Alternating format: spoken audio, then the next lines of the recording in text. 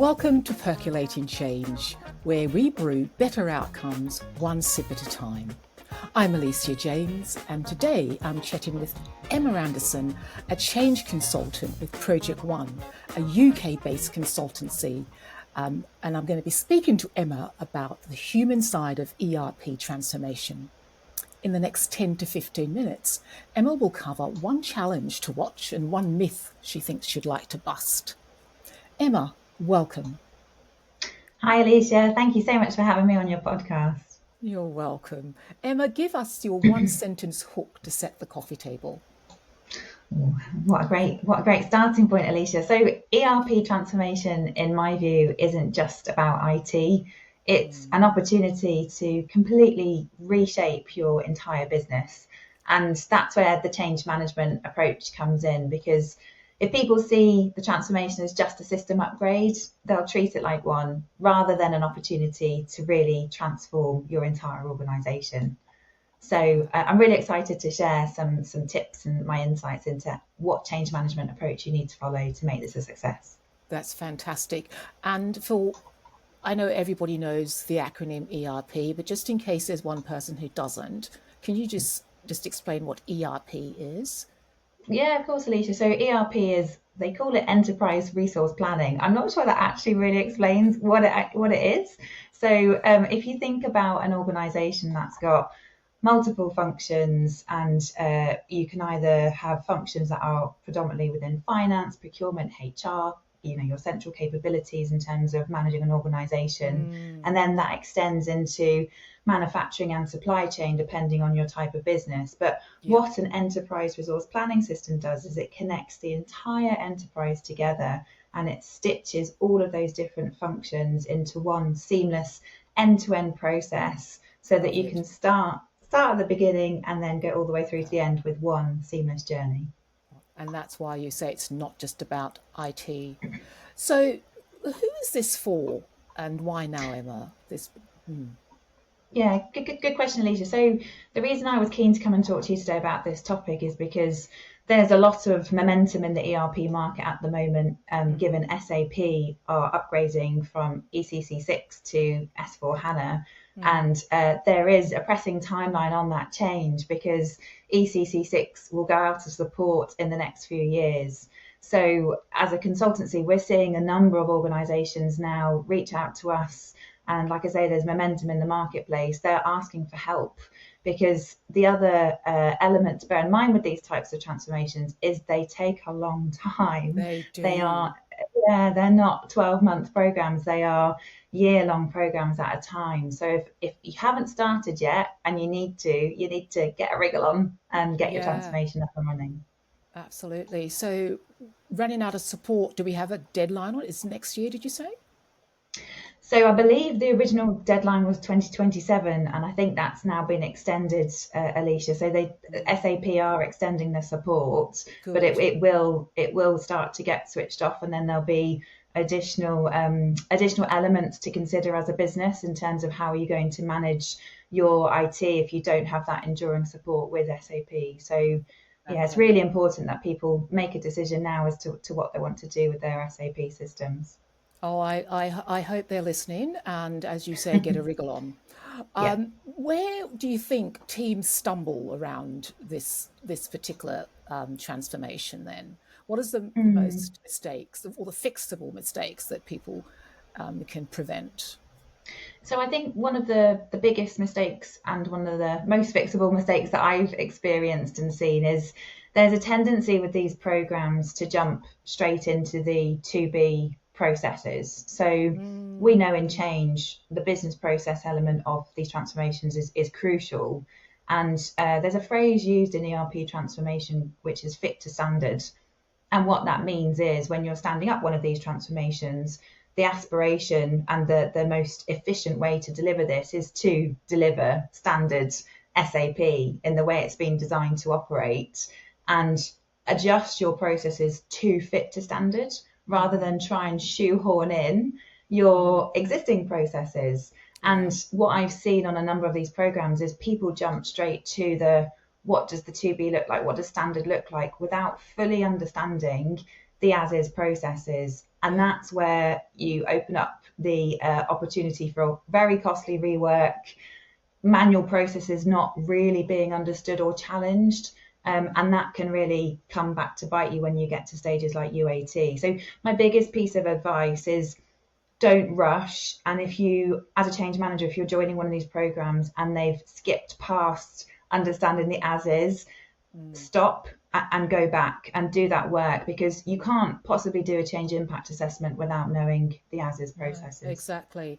And not all as is the same in every transformation, even though it's ERP. So they've got to understand how their existing business works, so that they don't miss out on some vital steps, and they can also make some really sensible decisions, and we don't need to do that anymore, do we? Exactly. You've got to understand what that looks like. So it's a really good advice there. Thank you, Emma. What about one core insight you'd like to provide regarding the biggest reasons people might resist ERP and, skipping that step, going straight to the 2B? Yeah, so I think with ERP, and you touched on it, Alicia, when you said, can you explain what what it actually means? I think that's part of the challenge, is people don't really understand it. They see it as this big, scary system, and they don't really understand how it's going to impact them personally. And they hear a lot about, there's loads of acronyms. You hear a lot about Fiori and tiles and transactions, and it's all very techie speak. So I think as a change manager, our responsibility and our best attempt to make this real for people is to just really make it personal. So my advice is invest in understanding the what's in it for me. So working with personas, defining role by role what the changes mean, how people will be impacted, and really take that persona-based role learning all the way through your change management approach. So when you get to elements like training, make sure it's, again, by role. So for an example, if I'm a design engineer, I know exactly what the changes mean. I know exactly what training I'm going to get, and I know exactly how it's going to impact my day-to-day work. And I think this comes back to my point around process. So one of the activities we're doing with my current client is we've stood up an immersive process room. So if you can picture the scene, you walk into a room and it's got the entire end-to-end process on a wall, and people come in, they pick up their persona badge. So staying with that example, I'm picking up my design engineer badge, and you walk through step by step what the changes actually mean for that person. But it's so important to understand the upstream and downstream impacts of process, and not even just from a process perspective, but also with data. Anyone listening to this knows how important that data journey is on the ERP transformations as well. Yeah. And so that tracking, the whole end-to-end, that's their current process they're looking at now, isn't it? Yeah, so step through current and then step through 2B. And this is a great tool to use in terms of defining your change impact. So, we know change impacts is that gap in the middle. So Absolutely. Then it helps people actually see it. We actually have a baton. So I describe ERP as a bit of a relay race, in the sense that you can't pass on the next part of the process until you've completed the bit that you're responsible for. And that's where helping teams actually physically see and touch that baton and know where those handoffs are and why they need to be accurate when they hand them off. That's a really effective way to, like I say, just make it personal, bring it to life for people. Yeah, I love that immersive process. That's a really good example. Thank you. Do you have a second insight that might, you'd like to share that will amplify what you've just said?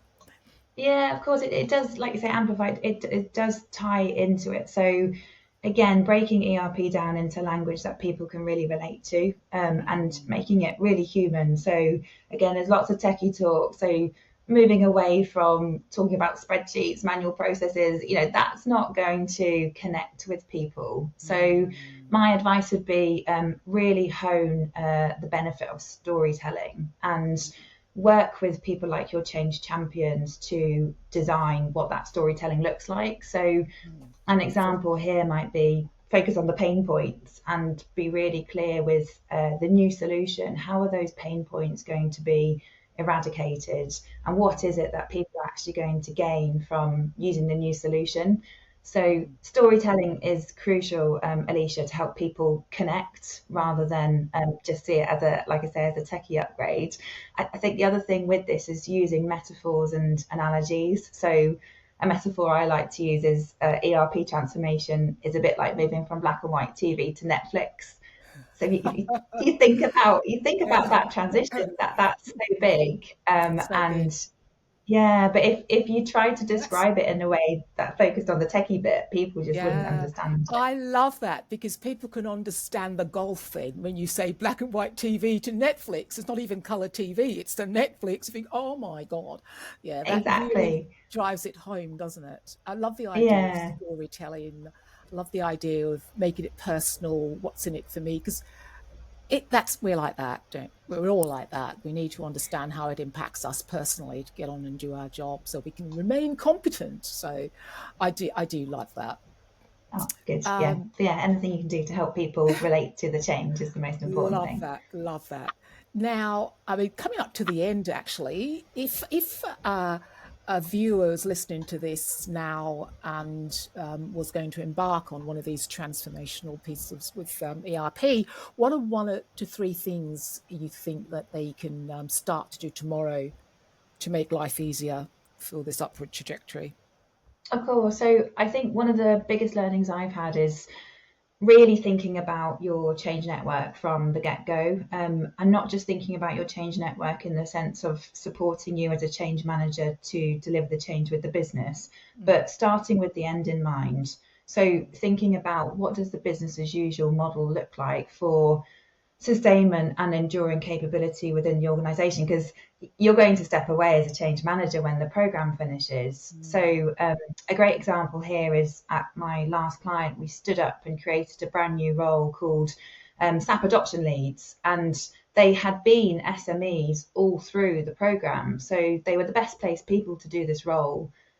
We defined it, it was embedded into the organisation, it was written into people's objectives, and people were incentivised in terms of it was an additional responsibility as well. So it really gave the SMEs on the programme the opportunity to continue to live and continuously improve the solution that they had worked so hard to build. So I think my first piece of advice is absolutely really think about the value of your change network, invest in them, and make sure they're supported. That is so incredibly sensible and true. Good. Because they're going to be there long after we've gone. And as use that word invest, they're been there through all the trials and tribulations, and Yeah. they're best placed to continue that work and to increase adoption and all of those good things. And so Yeah. that's one. Did you have a couple of others? Yeah, if I can have it, yeah, just a couple more. So my Yeah. second point here would be around the leadership team, and really making sure that the leadership team are aligned around what does day one actually look like. So anyone familiar with these types of transformations is fully aware that there's a very big difference between day one and day two, which is where these transformations are unique from other digital transformations. So day one is about getting the system actually switched on, getting it live, getting people on the system. Day two is then where your continuous improvement and really where your benefits start to come in, because it's at that point where you want to track things like adoption, ensuring that people actually fully understand how to use the system in the right way. I just want to stress it, in the right way. That's really important. So Yeah. again, using that word, investing in the leadership team, ensuring that they understand the role they have to play in reinforcing the changes once they go live, and really making sure that people are aligned around, like I say, that day one is just the beginning. There is a lot more work to come once you've actually got the system up and running. And then the last little piece, I know we're short on time, but just No, please. change is about working with people, and I think people can forget that. And I think especially in transformations that are so focused around a system, it comes back to my very opening point that this is an opportunity to transform your business. And if you frame it like that rather than framing it as a tech change, you can really open up a world of opportunity. And I think don't skip over taking the time to talk to people, listen to people, create feedback loops. Make sure you give people the time and create the environment where people feel that their voices are heard and their opinions are valued. And that will again pay dividends as you go through this. I love that. Taking the time to connect and understand and learn from them. That's amazing. I'm not going to ask you what would you do differently, because I think you've summed it up beautifully. I guess I am interested though in a myth that we might want to bust. You might want to bust. Is there a myth in this context that you might want to bust? It's a good question. I think there's probably lots of myths around ERP. I think the myth is that people think ERP transformations are niche and very different from other transformations. They are in part, but at its core, it is just a new piece of technology, and it's about working with people, taking them on the journey to adopt that new technology. Like I say, there are nuances around the fit to standard approach and the importance of the cross-functional stitching together. But I would encourage any change managers listening to this not to get too hung up on it being an ERP. It is just a transformation, and I think that's hopefully helpful to any change manager listening to this who wants to get into ERP transformation and perhaps is a little bit daunted by the prospect of starting an ERP. Everyone has to start somewhere, so.